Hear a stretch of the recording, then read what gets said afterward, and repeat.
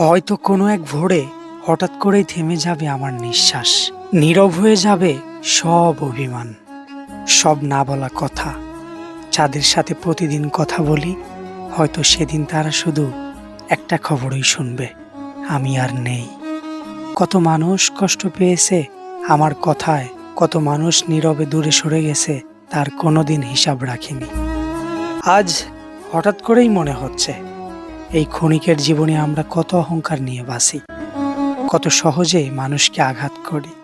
তাই চলে যাওয়ার আগেই বলে যেতে চাই, যদি কখনো আমার কোনো কথায়, কোনো আচরণে আপনারা বিন্দুমাত্র কষ্ট পেয়ে থাকেন, দয়া করে আমাকে ক্ষমা করে দিবেন।